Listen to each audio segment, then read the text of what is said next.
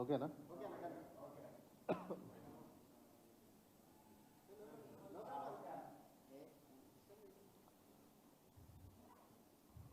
Media మిత్రులకు నమస్కారం. రేవంత్ రెడ్డి గారు ముఖ్యమంత్రి అయిన తర్వాత గత ప్రభుత్వంలో కేసీఆర్ గారు ఏదైతే నిర్ణయాలు తీసుకున్నారో ఆ నిర్ణయాల పట్ల తీవ్ర వివక్షతను అవి చూపుతూ ఉన్నారు. అది కాళేశ్వరమైన నేడు గురుకుల పాఠశాలను కూడా అదే విధమైన పంతాను ఇవాళ ముఖ్యమంత్రి రేవంత్ రెడ్డి గారు అవలంబిస్తున్నట్టుగా ఇవాళ అర్థమైపోతూ ఉంది. ఎందుకంటే వారు ముఖ్యమంత్రి అయిన తర్వాత ఇవాళ గురుకుల లోపల చాలామంది పిల్లలు ఇవాళ చనిపోతూ ఉన్నారు. నాసి రకం భోజనాలతోని సరైన బోధన లేక పర్యవేక్షణ లేక చాలామంది విద్యార్థులు మానసిక ఆందోళన చెంది ఇవాళ చనిపోయే విద్యార్థుల సంఖ్య రోజు రోజుకు ఇవాళ పెరిగిపోతూ ఉన్నది. మొన్న నల్లగొండ జిల్లాలో భవ్య యాదవ్ అదేవిధంగా వైష్ణవ్ అనే అమ్మాయి ఇవాళ నిన్న చూస్తే అదే నల్లగొండ జిల్లా భువనగిరిలో ప్రశాంత్ అనే చిన్నలచ్చి ప్రశాంత్ అనే ఒక అబ్బాయి సూసైడ్ చేసుకున్నాడు. ఇట్లా రోజు రోజుకు పెరుగుతూ ఉన్న ఈ సంఖ్య. ఇవాళ ఈ సోషల్ వెల్ఫేర్ మినిస్ట్రీ అనేది ఇవాళ రేవంత్ రెడ్డి గారు తన కన్సర్న్లో పెట్టుకున్నారు. ఇంతవరకు దాని మీద ఒక రివ్యూ లేదు. ఒక విద్యాశాఖ మంత్రి విద్యాశాఖ కూడా తన దగ్గరనే పెట్టుకున్నాడు. విద్యాశాఖ కూడా ఒక రివ్యూ లేదు. ఏదో తూతూ మంత్రంగా ఒక ఎగ్జామ్ డేట్ల గురించి ఏదో ఇంటర్మీడియట్ బోర్డుతో మాట్లాడిన తప్ప తర్వాత ఎడ్యుకేషన్ మీద రివ్యూ పెట్టకపోవడం వల్ల ఇవాళ ఈ రాష్ట్రంలో విద్య చాలా అగమ్య గోచరమైన పరిస్థితుల్లో ఇవాళ రోజు రోజుకు దిగజారే పరిస్థితి ఇవాళ రేవంత్ రెడ్డి గారి నాయకత్వంలో ఇవాళ కనిపిస్తూ ఉన్నది. గురుకులాల మీద దాదాపు 1024 గురుకులాలున్నాయి ఈ రాష్ట్రంలో. మరి వాళ్ళు ఎట్లా తింటున్నారు, వాళ్ళ సదుపాయాలు ఎట్లా ఉన్నాయి, వాళ్ళకి ఆరోగ్య సమస్యలు ఏమున్నాయనే దాని మీద ఒక్కరోజు కూడా రివ్యూ పెట్టి తిరగలేదా ముఖ్యమంత్రి గారు? మీకు ఎంతసేపు రాజకీయాలైనా ఓట్లు సీట్లు దీని గురించే మీ తాపత్రయం తప్ప దాదాపు 6,55,000 మంది విద్యార్థులు ఇవాళ వివిధ రకాల గురుకుల సొసైటీలో చదువుతూ ఉన్నారు. మరి దాని గురించి ఒక్కసారి కూడా మీరు రివ్యూ పెట్టరా? రేపు దేశానికి సమాజానికి సేవ చేసే అవకాశం ఉన్న మంచి మంచి వాళ్ళు సమాజ సేవ కోసం బయటకు వచ్చే ఒక విద్యార్థులు ఇవాళ పిట్టలా ఇలా రాలిపోతూ ఉన్నారు. సకల సౌకర్యాలు లేకపోవడం వల్ల, ఇలాంటి పర్యవేక్షణ లేకపోవడం వల్ల ఫుడ్ ఇన్స్పెక్టర్లను పెట్టి కనీసం ఎంక్వైరీ చేయించచ్చుగా గురుకులాల మీద. నేను ఆదేశాలు ఇవ్వచ్చు కదా. అధికారుల మానిటరింగ్ లేదు. సీతామహాలక్ష్మణ్ ప్రిన్సిపల్ సెక్రటరీ గారు గురుకుల సెక్రటరీ గారిని పెట్టారు. ఆమె మేడం ఇంతకుముందు కమర్షియల్ ట్యాక్స్ల అనుభవం ఉన్నాయి, కానీ ఈ విద్య మీద సోషల్ వెల్ఫేర్ అవగాహన లేదు. అవగాహన ఉన్న అధికారులను పెట్టి పర్యవేక్షణ చేయించాల్సిన బాధ్యత ముఖ్యమంత్రి గారి మీద ఉన్నప్పుడు కూడా ఇంతవరకు దీని మీద ఎలాంటి నిర్ణయం తీసుకోవడం వల్ల చాలామంది విద్యార్థులు చనిపోతూ ఉన్నారు. ఎంతమంది బలిదానాలు చేయాలి? గతంలో తెలంగాణ యువక కాంగ్రెస్ ప్రభుత్వం ఉన్నప్పుడు కూడా చాలామంది విద్యార్థులు బలిదానాల తర్వాతనే తెలంగాణ ఇచ్చిర్రు. ఇవాళ గురుకులాల్లో కూడా అంతేనా? చాలామంది చనిపోతే తప్ప మీరు దాని మీద దృష్టి పెట్టారా? ఇప్పటికి ఎన్నికలు రాజకీయాలు ఇవేనా? మీ వ్యక్తిగత కక్షల కోసం విద్యార్థులను బలి చేస్తారా? ఇప్పటికైనా ముఖ్యమంత్రి గారు మీరు ఎట్లాగో మంత్రి పదవులు ఎవరికి ఇవ్వలేదు. ఎస్సీ వెల్ఫేర్ మీ దగ్గరనే పెట్టుకున్నారు, అదేవిధంగా విద్యాశాఖను మీ దగ్గరనే పెట్టుకున్నారు. కనీసం రివ్యూ చేయాలనే ఆలోచన కూడా మీకు లేకపోవడం చాలా దురదృష్టకరం. ఇప్పటికైనా అధికారులను పిలుచుకొని మీరు మాట్లాడండి. అన్ని రకాల అధికారులను పిలుచుకొని గురుకులాల్లో నాణ్యమైన విద్య ఇవ్వండి. ఆ కాంట్రాక్టర్లు బిల్లులు చెల్లించండి. కాంట్రాక్టర్లకు బిల్లులు చెల్లించకపోవడం వల్ల జనవరి నుంచి ఇప్పటి వరకు కూడా మీరు చెల్లించకపోవడం వల్ల వాళ్ళు నాసిరకం భోజనాలు పెడతా ఉన్నారు. నాసిరకం భోజనాలతోని కూరగాయల సప్లైతోని చాలామంది విద్యార్థులు ఇవాళ ఫుడ్ పాయిజనింగ్తో ఇవాళ విద్యార్థులు చనిపోతూ ఉన్నారు.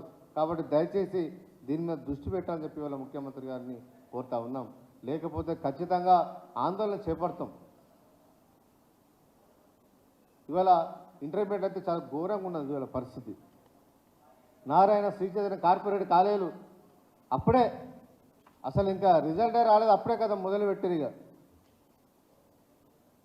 ఈ సంవత్సరమే నారాయణ శ్రీచంద్ర కాలేజీ లోపల కార్పొరేట్ కాలేజీ లోపల 50,000 నుంచి మొదలుకుంటే ₹1,00,000 ఫీజులు పెంచారు హాస్టల్లో గురుకుల రెసిడెన్షియల్ లోపల. ఎంత దారుణం, ఎంత దోసుకున్నాడు. దీని మీద కనీసం ఫిర్యాదు చేసినా కూడా పట్టించుకునే పరిస్థితి లేదు. ఇంటర్మీడియట్ బోర్డు అధికారులకు ఫిర్యాదు చేసినా కూడా దాని మీద పట్టించుకోవట్లేదు. ఇవాళ సమ్మర్ వచ్చింది, వాళ్ళకి హాలిడేస్ ఇవ్వాలి. కోచింగ్ సెంటర్ల మీద ఆ రెసిడెన్షియల్ మీద వాళ్ళు ఇంకా హాస్టల్ నడుపుతూ ఉన్నారు. విద్యార్థులకు రెస్ట్ వద్దా? మొన్నటి వరకు చదువుకుంటూ ఎగ్జామ్స్ ఉన్నాయి, వాళ్ళకు కనీసం వాళ్ళకు ఫ్రీగా ఉంచాలనే ఆలోచన కూడా ఈ ప్రభుత్వం కార్పొరేట్ శక్తులకు ఈ ప్రభుత్వం తలొకడ వల్ల ఇవాళ కోచింగ్ సెంటర్లు ఇవాళ యథేచ్ఛగా ఇవాళ నడుస్తూ ఉన్నాయి. ఇంటర్మీడియట్ సంబంధించిన నారాయణ శ్రీశైన కళాశాలలు ఇవాళ రెసిడెన్షియల్ ఇవాళ నడుపుతూ ఉన్నారు. ఇప్పటికే వాళ్ళ పిఆర్ వాళ్ళు గ్రామాలలో తిరుక్కుంటా ఒక్కొక్క విద్యార్థికి 3,50,000 రూపాయలు ఇవాళ వసూలు చేసే కార్యక్రమాన్ని చేపడుతూ ఉన్నారు. దీనివల్ల పేద విద్యార్థులు చాలా నష్టపోయే పరిస్థితి కనిపిస్తూ ఉన్నది. ఆత్మన్యూనత భావానికి గురవుతూ ఉన్నారు. తల్లిదండ్రులందరూ చదివించలేక చాలామంది ఇబ్బందులు గురవుతూ ఉన్నారు. భూములను అమ్ముకునే పరిస్థితి, ఆస్తులు అమ్ముకొని ఇవాళ చదివేనన్న ఆలోచనతో ఇవాళ చాలామంది ఇవాళ ఇబ్బంది గురయ్యే పరిస్థితి కనిపిస్తూ ఉన్నది. గురుకులాలు చదువుతూ ఉంటారో ఇక్కడ మీరు చక్కగా చూసుకోవట్లేదు. ప్లస్ అందులో ప్రైవేట్ స్కూళ్ళల్లో ప్రైవేట్ కాలేజీలో వేద్దామంటే అందులో కూడా ధరలు ఆకాశానంటే విధంగా ఇవాళ ధరలు పెరుగుతూ ఉంటే ప్రభుత్వం దాని మీద నియంత్రణ పెట్టకపోవడం వల్ల చాలామంది ఇవాళ నష్టపోయే పరిస్థితి ఉంది. కాబట్టి దయచేసి ముఖ్యమంత్రి గారు ఇవాళ మీ శాఖ మీద మీ రివ్యూ నిర్వహించండి. ఈ రాష్ట్రంలోని చదువుకునే విద్యార్థులకు ఆ కుటుంబాలకు ఆర్థిక భారం పడకుండా మీరు బాసటగా ఉండాల్సిన బాధ్యత మీ మీద ఉండాలని చెప్పి ఈ సందర్భంగా మేము గుర్తు చేస్తూ ఉన్నాం. కాబట్టి దయచేసి ఈ గురుకుల పాఠశాల మీద తక్షణమే రివ్యూ నిర్వహించి మంచి క్వాలిటీ భోజనాన్ని పెట్టే విధంగా హాస్టల్ నిర్వహించే విధంగా చేయాలని చెప్పి, అదేవిధంగా నారాయణ శ్రీచంద్ర లాంటి కార్పొరేట్ కళాశాల పైన ధరల నియంత్రణ ఫీజు నియంత్రణ చేయాలని చెప్పి ఈ ప్రభుత్వాన్ని మేము డిమాండ్ చేస్తూ ఉన్నాం.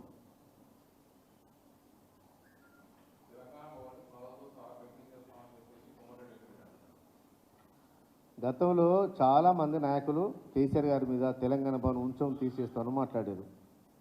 ఇవాళ ఉన్నారా వాళ్ళంతా కనుమరుగైపోయారు. ఇవాళ రాజకీయంగా కేసీఆర్ గారిని విమర్శించిన వాళ్ళందరూ కనుమరుగైపోయి మళ్ళీ కేసీఆర్ గారి పాపం కోసం తిరిగిన రోజులు మనం చూస్తూనే ఉన్నాం. కోమరెడ్డి గారికి వారి మాటకైనా నిలకడ ఉంటుందా? ఇవాళ మాట్లాడిన మాట రేపు మాట్లాడిన మాట ఎల్లుండి మాట్లాడు. వాళ్ళ అన్నదమ్ములు క్రెడిబిలిటీ ఉందా? ఇప్పుడు ఈ మధ్యకాలం ఏంటంటే కోమటిరెడ్డి వెంకరెడ్డి గారు తన మంత్రి పదవి కాపాడుకోవడానికి తను ప్రయత్నం చేస్తూ ఉన్నాడు. వాళ్ళ తమ్ముడు రాజగోపాల్ రెడ్డి ఎప్పుడు అన్నం దించాలా తను మంత్రి అని చెప్పి ఇద్దరు రేవంత్ రెడ్డి గారి ప్రాపకం కోసం ఇవాళ పోటీ పడుతూ ఉన్నారు. క్రెడిబిలిటీ లేని నాయకులు ఇవాళ కోమరెడ్డి బ్రదర్స్. ఇవాళ నల్లగొండ జిల్లాలో ఇంతమంది హాస్టళ్ల విద్యార్థులు పేద విద్యార్థులు చనిపోతూ ఉంటే ఏ ఒక్కరోజు కూడా హాస్టల్ను సందర్శించి చూసే తీరిక లేదు వాళ్ళకు. కానీ రాజకీయాల్లో మాట్లాడే తీరిక మాత్రం ఉన్నది. అలాంటి నాయకుల గురించి ఎవ్వరు పట్టించుకోరు. కాబట్టి అలాంటి క్రెడిబిలిటీ లేని నాయకులకు ఎవరు వాళ్ళ కనీసం పార్టీ అంటే కూడా వాళ్ళకు సింపతి లేదు. గతంలో కాంగ్రెస్ పార్టీ అభ్యర్థులు వాళ్ళు మద్దతు ఇచ్చారా? ఎక్కడ ఉప ఎన్నికలు జరిగినా కూడా కాంగ్రెస్ పార్టీ వ్యతిరేకంగా మాట్లాడిన నాయకులు వాళ్ళు. వాళ్ళు ఏదో రేవంత్ రెడ్డి ప్రాపకం కోసం కాంగ్రెస్ పార్టీ వాదులు అమ్మన్నట్టుగా ఏదో ఒక జబర్దస్తుకునే విధంగా మాట్లాడితే తెలంగాణ ప్రజలు ఎవరు హర్షించరు. ముఖ్యమంత్రి గారి మీద, కేసీఆర్ గారి మీద, కేటీఆర్ గారి మీద, టీఆర్ఎస్ పార్టీ నాయకుల మీద వాళ్ళు ఎంత మాట్లాడితే వాళ్ళకే వ్యక్తిగతంగా నష్టం తప్ప మాకేం నష్టం లేదు. ఈ పార్టీ 100 ఏళ్ళు ఉండే పార్టీ, దీనికనిసం చిన్న రాయి కూడా పెకరించలేడు కోమటిరెడ్డి వెంకరెడ్డి గారు. వాళ్ళే రాజకీయ సమాధానం అవుతారు రాబోయే రోజుల్లో పార్లమెంట్ ఎన్నికల తర్వాత వాళ్ళ మంత్రి పదవులు ఊసిపోతాయి.